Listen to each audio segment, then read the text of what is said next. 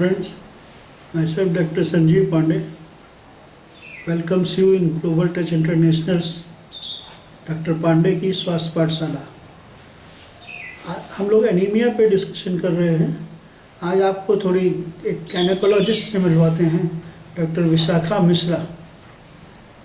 She is well known gynaecologist and also the faculty of global touch international. उनसे जानते हैं doctor Vishakha Mishra का in depth knowledge about anemia. Dr. Vishakha Mishra, please tell me what is anemia. नमस्कार। आज हम लोग anaemia के बारे में कुछ ज़रूरी बातों पे ध्यान देंगे। अनीमिया क्या है? सबसे पहले हमें ये बहुत ज़रूरी है जानना कि अनीमिया क्या है। अनीमिया, आपने अक्सर आम भाषा में ये बात सुनी होगी कि हमारे शरीर में खून की कमी हो गई है। खून की कमी, ये होता क्या है? एक्चुअली में जो खून यानी कि ब्लड हमारे शरीर का एक तरल पदार्थ है जो आरबीसी, डब्ल्यूबीसी और प्लाज्मा से बना हुआ है। हीमोग्लोबिन की कमी यानी कि आरबीसी की कमी को हम लोग अनीमिया कहते हैं। हीमोग्लोबिन एक ऑक्सीजन कैरिंग पिगमेंट है जो कि हीम प्लस ग्लोबिन से बना हुआ है, यानी कि आयरन प्लस प्रोटीन से।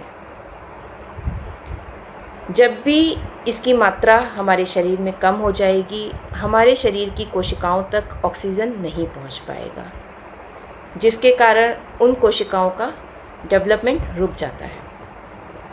यही कारण है कि अक्सर देखा गया है कि बच्चों में अनीमिया का जो कारण होता है वो कई बार देखा गया कि मानसिक विकास रुक जाता है बच्चों का, कॉग्निटिव डिसऑर्डर्स हो जाते हैं। उनमें अक्सर अनीमिया की शिकायत देखी गई है। एडल्ट्स में, स्पेशली फीमेल्स में, अक्सर महिलाएं सिर दर्द की बात बोलती हैं, कमजोरी की बात करती हैं, तो अनीमिया हो सकता है। मेडिकल टर्म्स में अगर हम अनीमिया को 3 कैटेगरीज में डिवाइड करें तो ये 3 कैटेगरीज या इनके 3 जो कारण हैं अनीमिया होने के शरीर में, वो पहला है डिक्रीज्ड आरबीसी प्रोडक्शन, यानी कि आरबीसी का जो प्रोडक्शन है वही हमारे शरीर में कम हो रहा है। इंक्रीज्ड आरबीसी डिस्ट्रक्शन, यानी कि हमारे शरीर में आरबीसी जो है वो टूट रहा है। इसको हम लोग मेडिकल टर्म में हीमोलिसिस भी कहते हैं। और तीसरा कारण है ब्लड लॉस। किसी भी कारण से हमारे शरीर में ब्लड लॉस हो रहा है, ब्लीडिंग हो रही है, वो अनीमिया को बढ़ावा देगा। अनीमिया होना आपको ये बताता है कि शरीर में कोई बीमारी है जिसके कारण खून की कमी हो रही है। ये 3 कारण हैं। इन 3 कारणों का भी कोई कारण हो सकता है। बहुत सारी डिजीज़ेस जैसे कि इन्फेक्शन है, इन्फ्लेमेशन है, मैलिग्नेंसीज हैं, अनीमिया के साथ एसोसिएट हो सकते हैं। कॉमन एसोसिएटेड कंडीशंस जो अनीमिया के साथ होती हैं वो है गैस्ट्राइटिस, जो सबसे ज़्यादा कॉमन है, gastric ulcers, duodenal ulcers, liver and renal diseases, hypothyroidism, blood disorders, cancer and chronic illnesses, और सबसे उससे भी ज़्यादा इम्पॉर्टेंट है पुअर डाइट। अनीमिया के कई क्रॉनिक डिजीज़ेस के कॉम्बिनेशन से भी हो सकता है। Anaemia could be mild, moderate, severe. इनको हम डिसाइड करते हैं हीमोग्लोबिन के लेवल से। माइल्ड अनीमिया को अक्सर हम लोग ओवरलुक कर देते हैं क्योंकि अनीमिया, जैसा कि मैंने बताया, एक साइन है किसी भी इलनेस का, इसलिए इसको अनदेखा बिल्कुल ना करें। माइल्ड अनीमिया अक्सर लोग कहते हैं कि भाई अरे थोड़ा सा ही तो है, हीमोग्लोबिन थोड़ा डाउन हो गया है, कोई नहीं, हम लोग खाने पीने से कवर कर लेंगे। लेकिन नहीं, इसके अंडरलाइंग डिजीज़ का पता लगाना बेहद ज़रूरी है। जैसा कि मैंने पहले बताया कि अनीमिया के सिर्फ 3 कारण ही होते हैं। इन 3 कारणों के पीछे जो कारण होते हैं वो उनका डिसऑर्डर्स, उन डिसऑर्डर्स के बारे में हमें पता करना बेहद ज़रूरी है। उनके लिए स्पेसिफिक थेरेपीज़ हैं। ये डिसऑर्डर्स न्यूट्रिशनल हो सकते हैं, जेनेटिक हो सकते हैं, क्रॉनिक इलनेसेस हो सकती हैं, like chronic liver and renal diseases हो सकते हैं, कैंसर्स हो सकते हैं, इन्फेक्शंस हो सकते हैं। जेनेटिक डिसऑर्डर्स की अगर हम बात करें तो जेनेटिक वो हैं जो जीन्स के द्वारा हमारे शरीर में ट्रांसफ़र हुए हैं। इनका एग्जाम्पल थैलेसीमिया है। न्यूट्रिशनल डिफिशिएंसीज़ की अगर हम बात करें तो इसमें आयरन डिफिशिएंसी हो सकती है, विटामिन B12 डिफिशिएंसी हो सकती है, फोलेट डिफिशिएंसी हो सकती है। व्यक्ति कुपोषण का भी शिकार हो सकता है।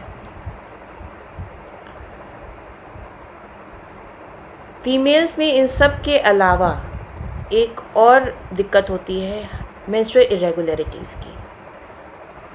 हाइपरमेनोरिया अक्सर देखा गया है कि ब्लड लॉस ज़्यादा हो गया जिसके कारण अनीमिया हो गया, और कई बार ये भी देखा गया है कि अनीमिया के कारण भी ब्लड लॉस अधिक हो जाता है। प्रेगनेंसी के दौरान यदि हमें हीमोग्लोबिन का पता रहता है पहले से, अगर कंसीव करने से पहले का अगर ब्लड हीमोग्लोबिन लेवल पता है और उसके बाद का हीमोग्लोबिन लेवल पता है तो ये काफ़ी हेल्पफुल होता है। ब्लड में हीमोग्लोबिन लेवल्स, विटामिन्स के लेवल चेक करना, ये भी एक हेल्पफुल होता है डायग्नोसिस के लिए। इलाज इसका संभव है। सबसे पहले तो हमें अपनी डाइटरी हैबिट्स को सही करना होता है। करेक्ट डाइटरी सप्लीमेंट्स ये बहुत इम्पॉर्टेंट है। अनीमिया को प्रिवेंट करता है, साथ साथ में अनीमिया को करेक्ट भी करता है। आयरन और विटामिन सप्लीमेंट्स ये मेडिकल सुपरविजन में आप ले सकते हो। डॉक्टर की कंसल्टेशन से अंडरलाइंग डिजीज़ेस की डायग्नोसिस बहुत ज़रूरी है, उसकी स्पेसिफिक थेरेपी बहुत ज़रूरी है। किसी भी प्रकार के अनीमिया को अनदेखा ना करें और अपने डॉक्टर की सलाह से सही ट्रीटमेंट करें। Thank you. तो आपने सुना डॉक्टर विशाखा मिश्रा को किस तरह से उन्होंने पूरी एक एक नॉलेज दी और हर एक बात पे जोर दिया कि आप अपने खाने पीने में भी मेजर जो है कंपोनेंट है एनीमिया को के करेक्शन में, अगर कोई ज़्यादा उससे ख़राब स्थिति होती है तो आप अपने डॉक्टर से कंसल्ट करें और डॉक्टर जैसा बताए उसको वैसा ही करें।